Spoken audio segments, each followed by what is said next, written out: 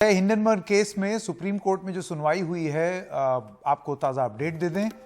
CJI यानी कि chief justice of India ने याचिकाकर्ता को फटकार लगाई है। सेबी की विफलता कहने पर यह फटकार मिली है सुप्रीम कोर्ट से। कोर्ट ने कहा कि सीधे सेबी पर आरोप मत लगाइए।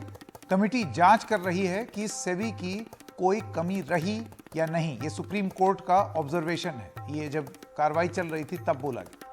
यहां की दलीलों का असर बाजार पर पड़ता है, ये सुप्रीम कोर्ट ने कहा है। संदेहास्पद लेन देन का आरोप हिंडनबर्ग ने लगाया, सेबी ने नहीं। ये जो सॉलिसिटर जनरल हैं उनका बयान था। सेबी ने जांच के लिए 6 महीने का वक्त मांगा था।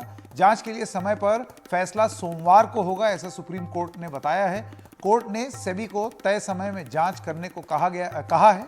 प्रशांत भूषण ने कहा कि सेबी से पूछा जाए अब तक क्या किया।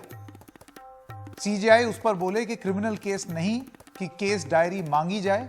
सुप्रीम कोर्ट कमेटी की रिपोर्ट आ गई है, हमने पढ़ा नहीं है, ये सुप्रीम कोर्ट ने कहा है। और फिर सोमवार को इस मामले में सुनवाई होगी।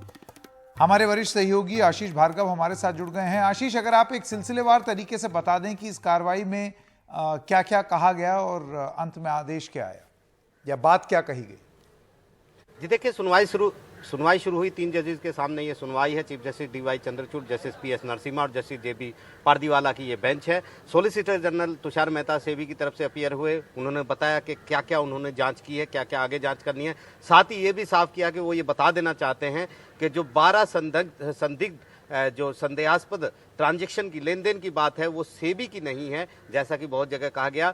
ये हिंडनबर्ग के आरोप है जिनकी वो जांच कर रही हैं। इसके साथ साथ उन्होंने कहा कि हमें 6 महीने कम से कम और चाहिए, क्योंकि इंटरनेशनल ट्रांजैक्शन भी हैं और बहुत कॉम्प्लेक्स ये जांच है, इसलिए हमें और समय चाहिए। देश और विदेशों से बहुत सारी जानकारियाँ हासिल करनी है। लेकिन सुप्रीम कोर्ट ने कहा है कि वो 3 महीने का वक्त देना चाहते हैं और फिलहाल जो है वो सोमवार को इस मामले की सुनवाई करेंगे। एक और बड़ी बात ये हुई कि याचिकाकर्ता जो हैं उन्होंने एक दूसरे याचिकाकर्ता, उनका ये कहना था कि सेबी की ये विफलता है, लेकिन इस पर चीफ जस्टिस नाराज हो गए। उन्होंने फटकार लगाई और कहा सीधे सीधे सेबी पर आरोप नहीं लगाना चाहिए।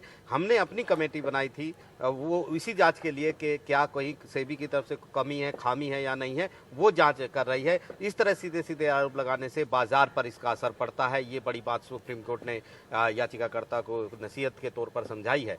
साथ ही साथ कहा है कि वो 3 महीने का और समय देना चाहते हैं, लेकिन कमेटी की जो एक्सपर्ट कमेटी जो उन्होंने बनाई थी, जस्टिस AM सप्रे जो सुप्रीम कोर्ट के रिटायर्ड जज हैं, उनकी अध्यक्षता में 6 लोगों की उसकी कमेटी की रिपोर्ट आ गई है। लेकिन चीफ जस्टिस ने कहा कि हमने उस रिपोर्ट को अभी पढ़ा नहीं है, हम वीकेंड पर उसको पढ़ेंगे और सोमवार को एक बार फिर इस मामले में आगे सुनवाई करेंगे और सेबी की इस अर्जी पर भी सुनवाई करेंगे, फैसला भी देंगे, जिसमें 6 महीने का वक्त मांगा गया है। तो काफ़ी अहम ये सुनवाई है। और अब ये सुनवाई जो है इसमें यहाँ पर प्रशांत भूषण जो एक याचिकाकर्ता की तरफ से आए थे, उनका ये कहना था कि सेबी बहुत सालों से ये जांच कर रही है, उनसे केस डायरी उनसे ये मांगा जाए कि अब तक जांच में क्या किया है। लेकिन चीफ जस्टिस ने कहा है कि क्रिमिनल केस आपराधिक केस नहीं है जिसमें केस डायरी मांगी जाए।